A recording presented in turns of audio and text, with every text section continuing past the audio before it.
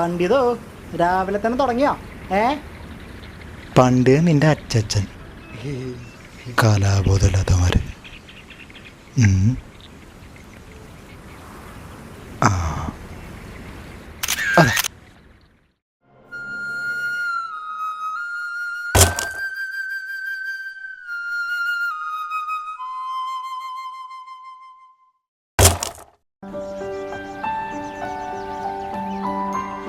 ജീവ വിളിച്ച ഫോൺ എടുത്തോളൂ. എത്ര നേരമായി വിളിക്കണു?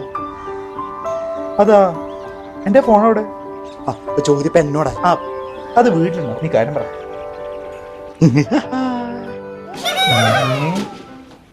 മറ്റതാ? അല്ലടാ, ഇതെന്റെ പുതിയ ഷോർട്ട് ഫിലിമാ. ഓ ഇതാപ്പോ? നീ ഇങ്ങോട്ട് നോക്കി. എടാ, നീ എനിക്കൊരു ഉപകാരം ചെയ്യണം. ഈ വീഡിയോ ഒന്ന് യൂട്യൂബിൽ കയറ്റി തരണം. നിനക്ക് ബ്രോഡ്ബാൻഡ് കണക്ഷൻ ഉള്ളല്ലേ? എനിക്കാണെങ്കിൽ മൊബൈലിൽ നെറ്റും കിട്ടണില്ല. പ്ലീസടാ. അതൊക്കെ ചെയ്തുതരാ. ഇതില് ഡയറക്ടർ നായത് നീ തന്നെയല്ലേ? അതെ. ആ ചാമരച്ച് 2 പെമ്പിള്ളേർ അഭിനയിച്ചിട്ടുണ്ടല്ലേ ഇതില്? മപ്പ്. ആ 8ലും 10ലും പഠിക്കുന്ന 8ഉം മുട്ടും തിരിയാത്ത ആ പെമ്പിള്ളേരെ വെച്ച് നീ എന്തൊക്കെ കോപ്രാണിത്തര കാണിച്ചു കൂട്ടിയേ? അല്ല, കാശ് എത്ര ഓടിഞ്ഞു? 25,000 rupees. 25,000 രൂപയോ? എന്തോന്നാടേ ഇത്? എടാ, ആദ്യം പോയി കണ്ടു നോക്ക്, എന്നിട്ട് അപ്ലോഡ് ചെയ്തിട്ട് വിളിച്ചു പറ. യൂട്യൂബിൽ വെടിച്ചില് പോലെ കത്തിക്കാരനെ കണ്ടു. ആവട്ടെ, വിളിക്കാം, ഞാനുണ്ട്. ദേവന്. പിന്നെ ദൈവത്തിനൊക്കെ മനസ്സിൽ വിചാരിച്ച് ചെയ്തോട്ടാ. എന്റെ പറച്ചിനോ മുത്തപ്പ ഒറ്റ ദിവസം കൊണ്ട് 1000 വ്യൂസുകൾ കിട്ടുന്നു. എന്തോ നാടേ ഇത്? ദോഷം തട്ടാണ്ടിരിക്കണം. അവസാനം നാട്ടുകാർ തുപ്പാണ്ടി ചങ്കി കൊണ്ട് നടത്താൻ പറഞ്ഞ ഇതാ വരുന്ന മനുഷ്യ. പിന്നെ അപ്ലോഡ് ചെയ്ത ഉടനെ വിളിച്ച് പറയുക. ബാക്കിയുള്ള കാര്യങ്ങൾ നാളെ വൈകുന്നേരം നേരിട്ട് കാണുമ്പോൾ പറഞ്ഞാൽ മതി. ഞാൻ പോവാം. എടാ, മിഞ്ഞാന്ന് ഫുഡ് അടിച്ചിട്ട് കാശ് ഞാനാ കൊടുത്തോട്ടോ. ആ പൈസ ഞാൻ തന്നോ നീ? 25,000 രൂപ കൊടുക്കി ഷോർട്ട് ഫിലിം ഒക്കെ പിടിക്കാം. തരാനുള്ള കാശ് തരത്തില്ല. സിനിമ എന്ന് പറഞ്ഞ ഒരു ഷോർട്ട് ഫിലിം വരെ എത്തി. രക്ഷപ്പെട്ടവൻ ഇത് പാവം.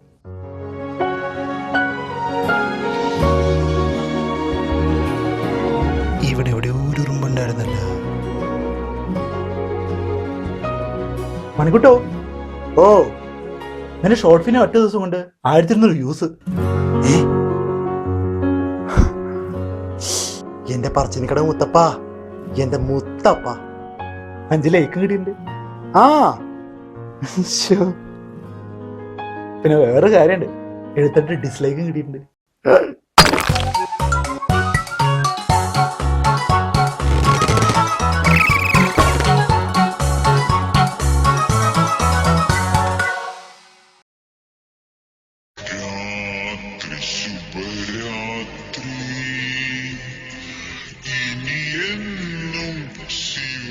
പോയി കണ്ടു നോക്ക്. പെടിച്ചില് പോലെ യൂട്യൂബിൽ കത്തിക്കേറുന്നത് കണ്ടോ നീ? ആ 2 പെമ്പിള്ളേരെല്ലാം ചോദിച്ചു നീ എന്താ പറഞ്ഞേ? എപ്പോ? ഇതിപ്പോ ശരിക്കും അപ്പായി പോയല്ലേ? ശരിക്കും പണ്ഡിതന്റെ അവസ്ഥയല്ലേ നിനക്ക്? എനിക്ക് തോന്നണേ നീ അപ്ലോഡ് ചെയ്തന്നെ കുഴപ്പം. അപ്ലോഡ് ചെയ്തതിന് കുഴപ്പം. എടാ, സംഭവം 8 നിലപ്പെട്ടി. അതാ അംഗീകരിക്കാൻ പഠിക്കേ. എടാ, ഞാനിപ്പോ എന്ത് ചെയ്യാനെ പറ്റിപ്പോയില്ലേ പണ്ടറങ്ങാനായിട്ട്. ഞാൻ 5 ലൈക്ക് കൊടുത്തിട്ട് കാര്യം അറിയിക്കണേ. ഒന്ന് പിന്നെ ആ രാജീവേട്ടനായിരിക്കും. പുള്ളി എന്ത് കണ്ടാലും ലൈക്ക് കൊടുക്കുന്ന മനുഷ്യരാ. പിന്നെ ഞാനൊരു ഫ്രണ്ടിനോട് കാണാൻ പറഞ്ഞിരുന്നു. അവൻ നെറ്റ് സ്ലോ ആയതുകൊണ്ട് ലൈക്ക് കൊടുത്തു, പക്ഷെ കാണാൻ പറ്റില്ല എന്ന് പറഞ്ഞു. പിന്നെ ഇതിപ്പോ ആരായിരിക്കും? നീ എന്തിനാ എന്നെ നോക്കണം? സത്യം പറയടാ, എന്റെ മൊബൈലിന് നെറ്റ് ഇടൂല. നീ അപ്ലോഡ് ചെയ്യുന്ന വിളിച്ചു പറഞ്ഞപ്പോ അളിയന്റെ മൊബൈലിൽ കയറി ഞാനും കൊടുത്തല്ലേ. മണിക്കുട്ടാ, വിശേട്ടോ നിന്റെ ഷോർട്ട് ഫിലിം കണ്ടടാ. പടച്ച തമ്പുരാനെ, സംഭവം തകർത്തിട്ടുണ്ട്. പിന്നെ കുഞ്ഞെ, ഒരു കാര്യം പറയാണ്ടിരിക്കാൻ പറ്റില്ല.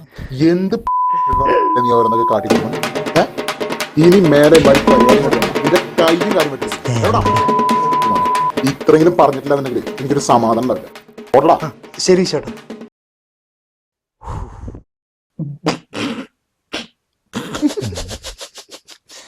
ഈ കൊല്ലം ഞാൻ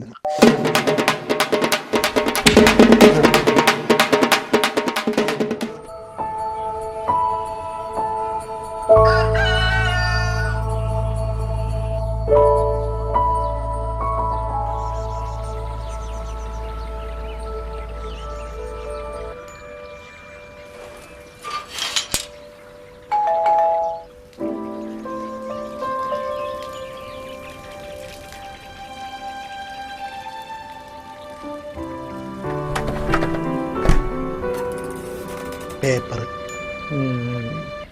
ഞാൻ രാത്രി ഉറങ്ങണേ അതാ ഇവനോ? എന്താടാ സമയം 6 ആയിട്ടുള്ളൂ, നിനക്കൊന്നും ഉറക്കമില്ലേ? എടാ ഇന്നലെ രാത്രി മനു വിളിച്ചതിനകത്ത് കമന്റ്സ് ഒക്കെ വായിച്ചു തന്നു. എൻ്റെ ഉറക്കം പോയി. നീ ആ നെറ്റ് ഉണ്ടെങ്കിൽ തന്നെ ഞാനൊന്ന് നോക്കട്ടെ. നമുക്ക് യൂട്യൂബിൽ നിന്ന് കളയാം, അല്ലെങ്കിൽ ശരിയാവില്ല. നീ തന്നെ അതങ്ങനെ ഡിലീറ്റ് ചെയ്യാനൊന്നും പറ്റില്ല. ആ കമന്റ്സ് ഒക്കെ വായിച്ചാൽ നിന്റെ 2 മാസം ഉറക്കാൻ പോവാ. പിന്നെ ഇനി അത് ഡിലീറ്റ് ചെയ്തിട്ട് യാതൊരു കാര്യമില്ല. അതൊക്കെ നമ്മുടെ നാട്ടുകാർ വേറെ പല കോലത്തിലാക്കി ലോകം മൊത്തം പരത്തിയിട്ടുണ്ട്. അതുകൊണ്ട് നീ ഇപ്പോൾ പോ, വെറുതെ മനുഷ്യൻ മെനക്കെടുത്തല്ലേ.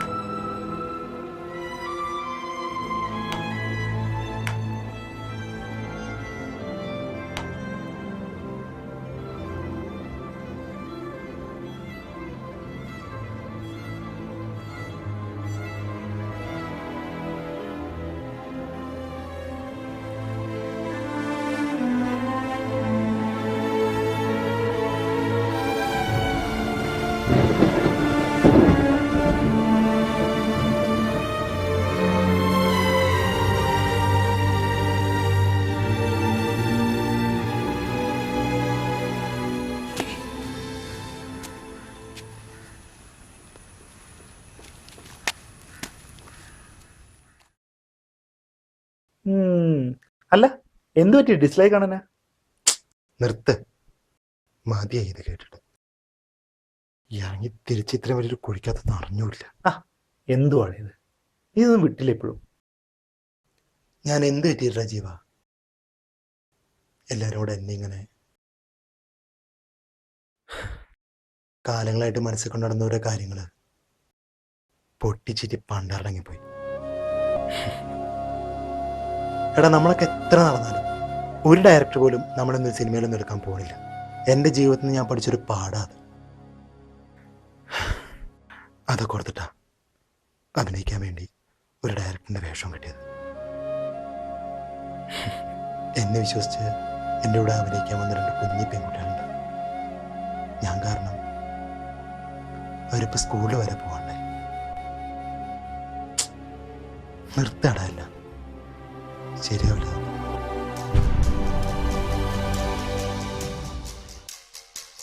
അങ്ങനെ നിർത്തിയാ ശരിയാവണിക്കോട്ടാ. ഇങ്ങനെ നാട്ടുകാരെ പേടിച്ച് തോറ്റു പിന്മാറുന്നത് ഒരു നല്ല പരിപാടി നമുക്ക് തോന്നുന്നുണ്ടോ? നിനക്ക് പറ്റി പറ്റുന്ന അറിയോ? ഡയറക്റ്റ് നീയാണെങ്കിൽ നീ പറയുന്ന മറ്റുള്ളവർ കേൾക്കേണ്ടത്, അല്ലാതെ മറ്റുള്ളവർ താളത്തെടുത്ത് നീ തുള്ളല്ലേ വേണ്ടത്. പിന്നെ അത് മാത്രമല്ല, ഈ ഒരു കാര്യത്തിന് നിന്നെ തന്നെ കുറ്റം പറയേണ്ടത്. 25,000 രൂപ മുടക്കി ഇത്ര ആളെയും കൂടി ചെയ്യാൻ ഇത് വലിയ സിനിമയൊന്നുമല്ലല്ലോ, ഷോർട്ട് ഫിലിം അല്ലേ? എടാ 5ാം ക്ലാസ്സിൽ പഠിക്കുന്ന പിള്ളേർ വരെ മൊബൈലിൽ ഷോർട്ട് ഫിലിം പിടിച്ച് നടക്കുന്ന കാലമായത്.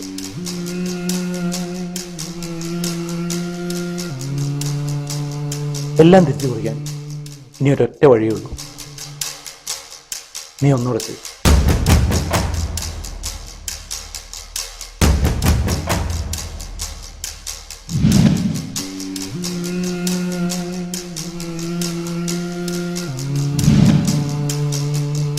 നല്ലൊരു കഥ വെച്ച് നിനക്ക് ചെയ്യാൻ പറ്റുന്നുണ്ടെങ്കിൽ എന്ത് പ്രശ്നം വന്നാലും ഞാൻ ഉണ്ടാവും കൂടെ.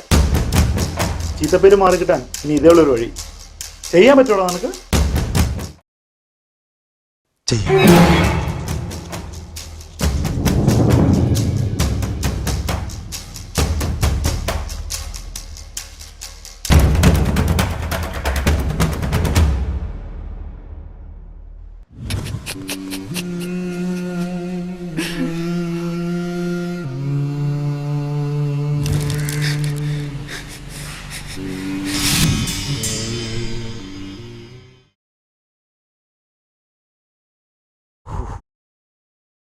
ഇതായിരിക്കും നമ്മുടെ first scene.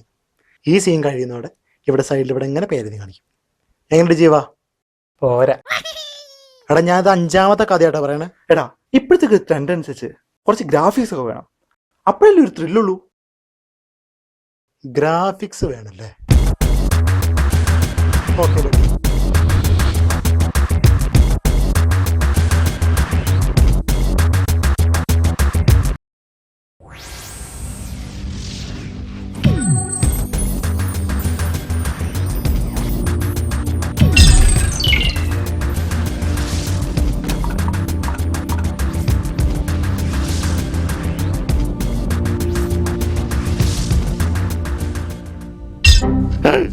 Weapons not FOUND found.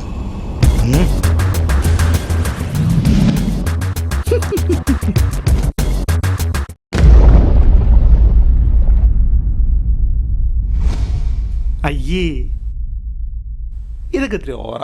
ചേടാ ഇതെന്ത് കഷ്ടത്. ശേ, ഇനിയിപ്പോ എന്താ ചെയ്യ? നീ കഥ മാറ്റ്. കഥ മാറ്റെന്നൊക്കെ പറയുമ്പോ ഞാനൊരു കഥ പറയട്ടെ. പിന്നെ ഞാനാണ് ഇത്രയും ഞാൻ പറഞ്ഞുകൊണ്ടിരുന്നത്. നിന്റെ വായിൽ ഈ ഒരു ഊളവർത്തനം മാത്രമേ വരുള്ളൂ. നീ പറയടാ. സിനിമ സ്വപ്നമാക്കിയ ഒരു ചെറുപ്പക്കാരൻ. കുറെ കേടുണ്ട്, എന്നാലും നീ പറ.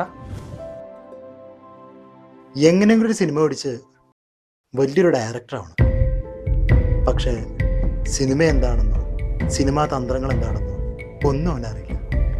സിനിമ ഓടിക്കണം എന്നുള്ള ആഗ്രഹം മാത്രം. അങ്ങനെ 25,000 രൂപ മുടക്കി അവനൊരു ഷോർട്ട് ഫിലിം പിടിക്കുന്നു അല്ലേ?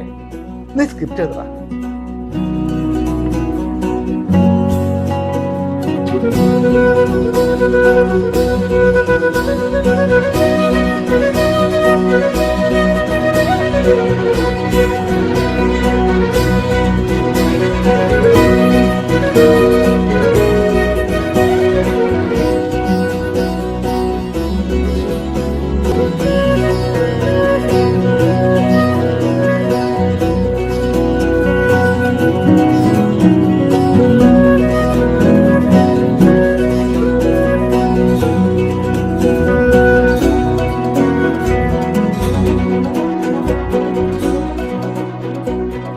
ജീവ,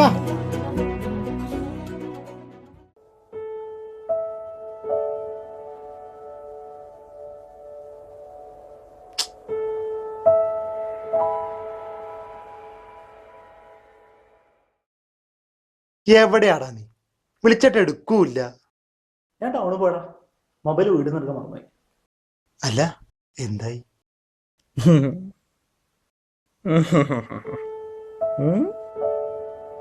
350 വ്യൂസായി.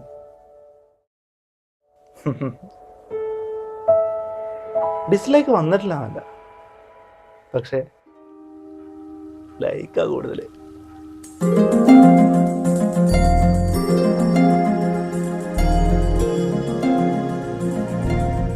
ഇപ്രാവശ്യം നീ ലൈക്ക് കൊടുത്തായിരുന്നു? ഞാൻ കൊടുത്തില്ല, നീ കൊടുത്തായിരുന്നോ?